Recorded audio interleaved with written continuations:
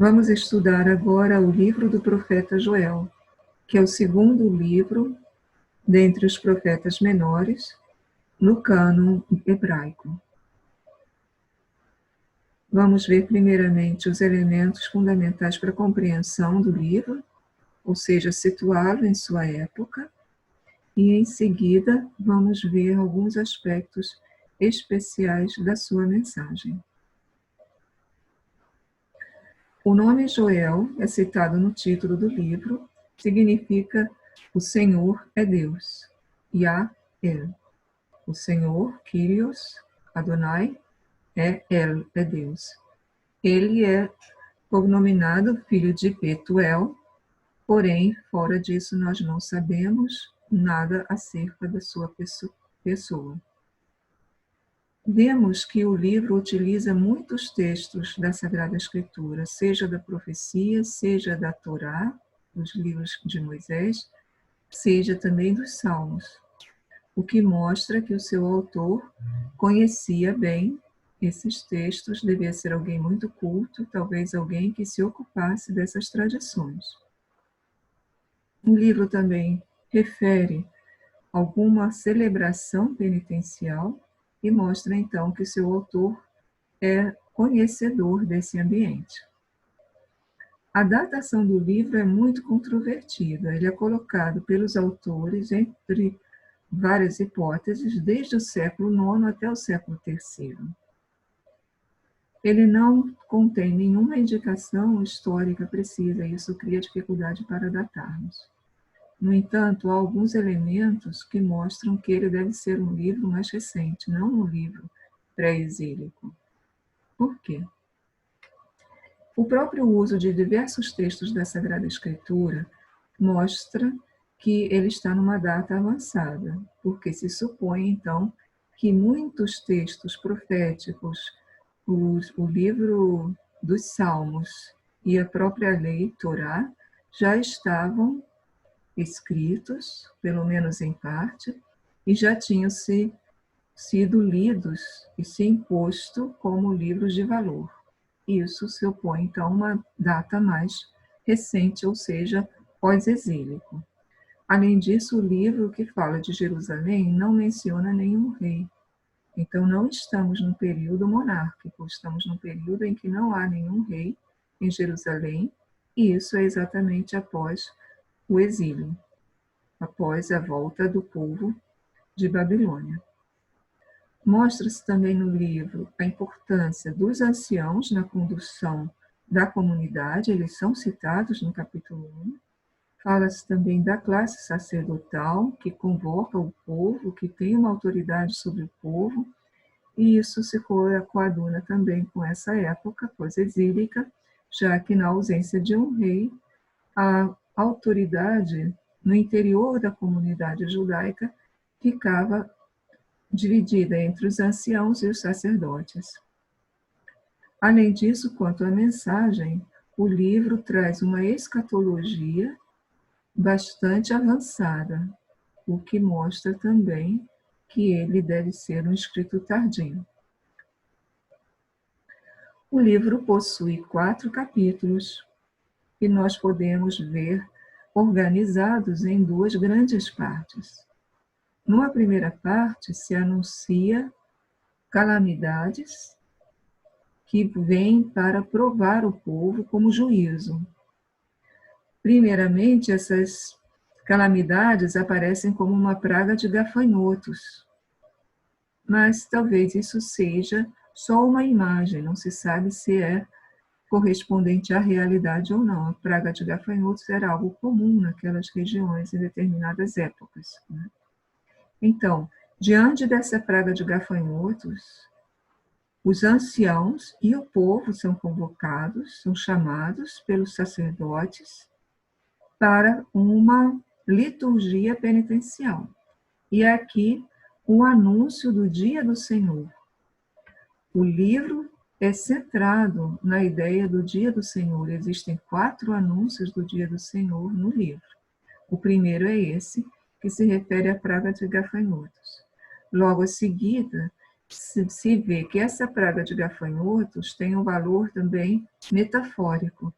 Ela simboliza a invasão de povos inimigos. Não sabemos quais. E aí, nessa ocasião, se faz o segundo anúncio do dia do Senhor.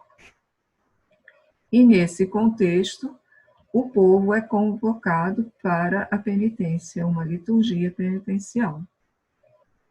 Depois dessa liturgia penitencial, vem então a resposta divina, aceitando a conversão do povo e prometendo salvação.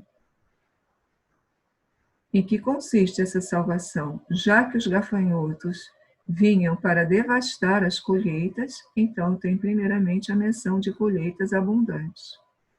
Como depois esses gafanhotos são a imagem para a invasão de povos inimigos, então vem também a promessa de que as ameaças inimigas vão desaparecer. A partir dessas promessas, se descreve um novo tempo para Jerusalém, com o Espírito vindo e ocupando todo o coração de todos. E nesse contexto nós temos o terceiro anúncio do dia do Senhor. Contrapondo-se a isso, a salvação para Jerusalém, está então o juízo para os povos estrangeiros, os povos que ameaçavam Judá. E vem então o quarto anúncio do dia do Senhor, que é então o anúncio de juízo para os povos, o que termina com promessas finais de restauração do povo, de salvação do povo. Então nós vemos aqui que o livro ele vai tratando do dia do Senhor e vai mudando um pouco o sentido desse dia do Senhor. Primeiramente, o dia do Senhor é um dia que vai trazer problemas para o povo, seja para a agricultura, seja para o bem-estar do povo em geral, a questão política, a questão de uma dominação estrangeira. Na segunda parte do livro, esse dia do Senhor é um dia positivo, é um dia de salvação para Judá. E, em correspondência a isso, esse dia do Senhor, se é restauração, salvação para Judá, vai ser punição para aqueles povos que antes tinham ameaçado o povo de Deus. Os temas teológicos, então, vão girar sobretudo em torno da ideia do dia do Senhor, que aparece, como nós vimos, 4 vezes no livro. Então, primeiramente, aparece na imagem dos gafanhotos, depois já aparece essa imagem como sendo uma invasão estrangeira. Nós temos aqui, no capítulo 2, o segundo anúncio do dia do Senhor, onde a gente vê a junção já da imagem da praga de gafanhotos com a imagem da vinda de um exército estrangeiro. Tocai o chofar em Sião, dai alarme no meu monte santo. O chofar era tocado em certas ocasiões. Aqui, no caso, está anunciando uma punição, a vinda de um estrangeiro, a vinda de um exército estrangeiro. Estremeçam todos os habitantes da terra, porque vem o dia do Senhor. Qual é a primeira característica deste dia do Senhor? Ele está próximo, ele virá em breve. Depois, outras características. É um dia de trevas e de obscuridade. São imagens para dizer um dia de punição. Um dia de nuvens e escuridão, vai na mesma linha. E agora começa a descrição desse exército. Como a aurora estendida sobre os montes, é um povo numeroso e poderoso. A aurora se estende, né? Ela começa a iluminar todos os montes e as cidades. Assim vem esse povo numeroso contra Israel. Como ele não houve desde tempos antigos, e depois dele não haverá mais por anos, de geração em geração. Então, é uma ameaça terrível. Isso talvez seja não um evento histórico, mas seja um modo genérico de falar de qualquer invasão. O livro de Joel, por não ser ligado a nenhum aspecto histórico concreto, ele ganha o valor de poder ser aplicado a qualquer situação, qualquer ameaça, seja real, seja metafórica. Diante dele o fogo devora, depois dele a chama consome. Como um jardim de Éden a terra diante dele, e depois um deserto desolado. Aqui vem a ideia dos gafanhotos, que comem toda a plantação, então a plantação se torna uma terra desolada, e a mesma coisa acontece com um exército inimigo, que devasta a terra. De fato, não há amparo em vista dele. Como de cavalos é a sua aparência, como cavaleiros correm. Com ruído de carros, sobre os cumes dos montes eles saltam. São os gafanhotos e o exército, como ruído de chama de fogo que devora a palha. Como povo poderoso disposto em ordem de guerra, diante dele abalam-se os povos, todas as faces tornam-se rubras, ou seja, o terror que vem diante dessa ameaça. A descrição continua. Como valentes, eles correm, como homens de guerra. Sobem a muralha, cada um vai em seu caminho, não mudam sua rota. É um exército muito bem treinado. Estão entrando pela cidade, subindo os muros da cidade para penetrarem na cidade. Ninguém estorva ninguém, cada qual por sua senda vai. Entre setas se lançam, sem interrupção, então já começa a batalha. Sobre a cidade atiram-se, sobre a muralha correm, sobre as casas sobem, pelas janelas entram como ladrão. Uma descrição de uma ameaça terrível. Diante dele estremece a terra, tremem os céus, sol e lua obscurecem-se, e estrelas perdem a sua claridade. São imagens tiradas, inclusive, da praga de gafanhotos, que quando é muito grande, muito terrível, os gafanhotos formam, inclusive, como se fosse uma nuvem que tapa um pouco o sol. Então, a partir dessa experiência da praga de gafanhotos, se tirou essa imagem do sol e da lua perderem o seu fulgor. Diante dele estremece a terra, tremem os céus. Sol e lua escurecem-se, e estrelas perdem sua claridade. É a imagem exatamente de uma praga de gafanhotos que parece uma nuvem e que pode até tornar o sol menos brilhante, e a lua e também as estrelas à noite. O Senhor faz ouvir sua voz diante de seu exército. Então, tudo isso aparece como uma punição divina, porque muito poderosas são suas tropas, porque poderoso é o que executa sua palavra, porque grande é o dia do Senhor e muito terrível. Então, aparece aqui outra característica: o dia do Senhor é grande e é muito terrível. Ele vem como punição. Quem o poderá suportar? É uma interrogação que fica sem resposta. A partir desse cenário, então, vem a descrição, no capítulo 2, de uma cerimônia de pedido de perdão. Deus dá um tempo para a conversão. Agora, pois, oráculo do Senhor, voltai a mim de todo o vosso coração. Então, o chamado à conversão, voltar a quem? Ao próprio Deus. Então, a conversão verdadeira, de voltar o coração para Deus, e não fazer simplesmente sacrifícios ou atos exteriores. Voltar a Deus. Os atos exteriores devem ser expressão desse voltar a Deus de todo o coração. Por isso vem aqui os atos que compunham normalmente uma cerimônia penitencial no antigo Israel, o jejum lágrimas e cantos de lamentação, lástimas. Muitas vezes as vestes eram rasgadas em sinal de luto, mas diz aqui o oráculo, não rasgai as vestes, rasgai os vossos corações e voltai ao Senhor vosso Deus. É uma conversão realmente interiorizada. E vem um motivo, por que o povo pode voltar? Porque ele é clemente e misericordioso, lento na ira e rico em bondade, e ele se arrepende do mal. É aquela fórmula que está lá em Êxodo 34, versículos 6 a 7, que volta algumas vezes na Sagrada Escritura.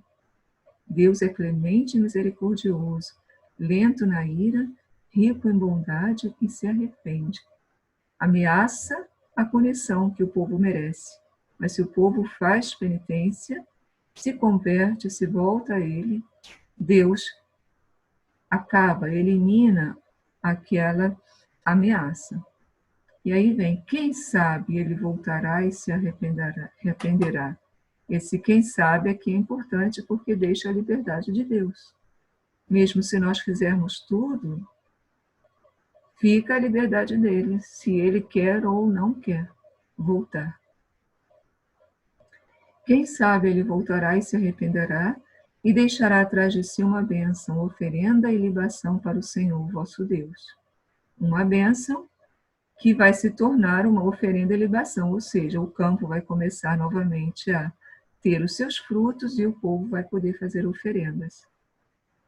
Tocai o chofar em Sião, consagrai um jejum, convocai a assembleia, congregai o povo, santificai a assembleia com esses ritos de purificação, reuni os anciãos, aqui aparecem os anciãos como classe importante, congregai as crianças e os meninos de peito, ou seja, todos. O esposo saia do seu quarto, a esposa do seu aposento. Quem era casado, recém-casado, tinha certos privilégios, mas também eles vão participar desse jejum, dessa cerimônia penitencial. E aqui uma menção especial dos sacerdotes. Entre o pórtico e o altar, no Templo de Jerusalém, chorem os sacerdotes, ministros do Senhor. E vem então o pedido, a oração. Tem compaixão, Senhor, do teu povo. Não entregues tua herança como opróbrio, de modo que os dominem as nações. Porque diriam entre os povos, onde está o seu Deus? Então, uma cerimônia praticamente completa. Nós temos aqui a descrição de todos os passos de uma cerimônia penitencial, o toque do chofar, o jejum, a cinza, o pranto, as lástimas, as vestes rasgadas, né? Tudo aqui muito bem descrito. E aí, então, vem, a partir daí, a segunda parte do livro que mostra a salvação de Deus. Né? Isso aparece a partir do 2:18, logo após essa prece dos sacerdotes. Aqui vamos ver um pouquinho mais para frente, no 2:23. Já um canto de alegria. Filhos de Sião, jubilai, alegrai-vos no Senhor vosso Deus, porque Ele vos dá a chuva primeira conforme a justiça, fez descer para vós no início a chuva primeira e a chuva tardia. É a chuva que marca o inverno, no início do inverno, a chuva primeira, e depois aquela que marca o fim do inverno, as últimas chuvas. E aí dá início à estação seca. Tendo chuva, haverá colheita. Por isso continua aqui o texto, encher-se-ão as eiras de trigo, transbordarão as tinas de mosto e óleo, fruto da videira e da oliveira. Retribuirei a vós os anos que o gafanhoto devorou, a locusta, o grilo e o brugo. São várias etapas da vida de um gafanhoto, provavelmente, que são aqui mencionadas, né? Então, aquilo que foi mencionado no início do livro, a invasão de gafanhotos, agora vai ser revertido. O que eles devastaram vai voltar a ser bastante produtivo. O gafanhoto devorou meu grande exército que enviei contra vós. Vós comereis abundantemente, saciando-vos, e louvareis o nome do Senhor, vosso Deus, que faz convosco maravilhas. Meu povo nunca mais se envergonhará. E sabereis que no meio de Israel eu estou. Eu sou o Senhor, vosso Deus, e não há outro. E meu povo nunca mais se envergonhará. Então, uma grande perspectiva de salvação aparece aqui. E como segundo ponto, aqui nós temos o primeiro ponto, mais o aspecto material, né, das colheitas, e depois um aspecto mais interiorizado, que é o derramamento do Espírito no interior, de modo que as pessoas tenham a força de Deus no interior de si. Isto está no capítulo 3. Acontecerá depois disso, derramarei meu Espírito sobre toda a carne, sobre todas as pessoas. Vossos filhos e vossas filhas profetizarão, vossos anciãos terão sonhos, vossos jovens terão visões. Ou seja, todos falarão em nome de Deus, todos serão imbuídos do Espírito de Deus.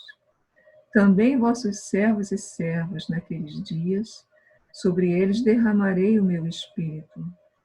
Farei prodígios nos céus e na terra, sangue, fogo, colunas de fumaça.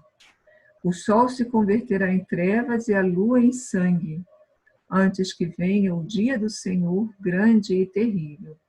Aqui já está sendo anunciado o dia do Senhor para os povos estrangeiros, que será um dia de punição, usando imagens. É como uma teofania.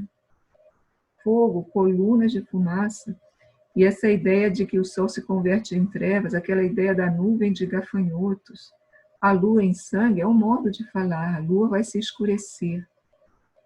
E aí, então, virá o dia do Senhor, que vai trazer tristeza para os povos, no sentido que eles vão colher o que plantaram de maldade, mas para o povo de Israel esse dia será um dia favorável.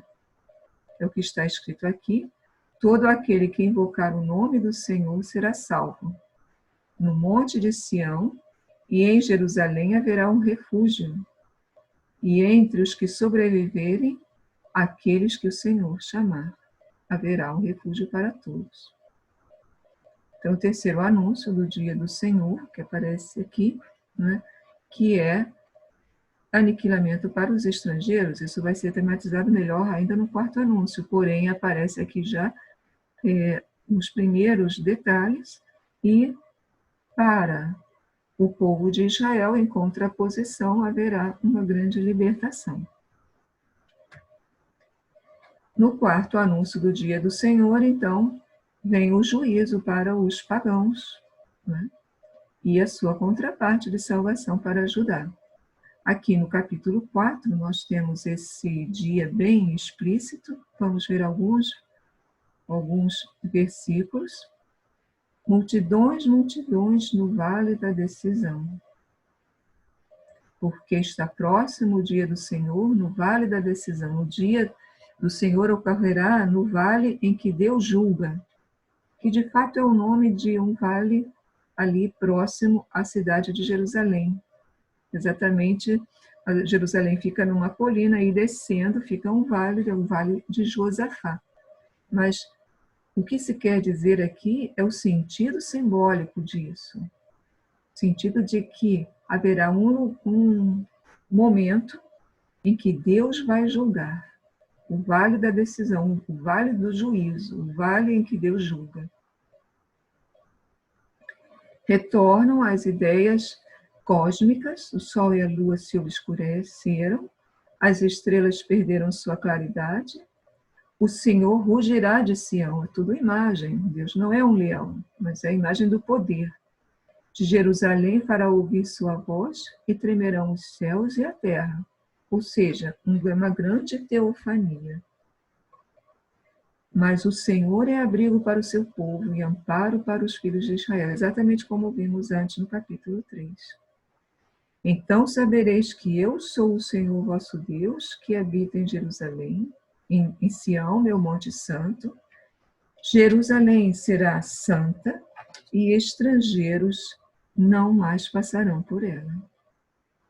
E assim já chegamos no final do livro, mostrando então como esse dia do Senhor realmente vai mudando durante o livro e passando de punição para para uma punição para o estrangeiro e, portanto, libertação para o povo de Judá.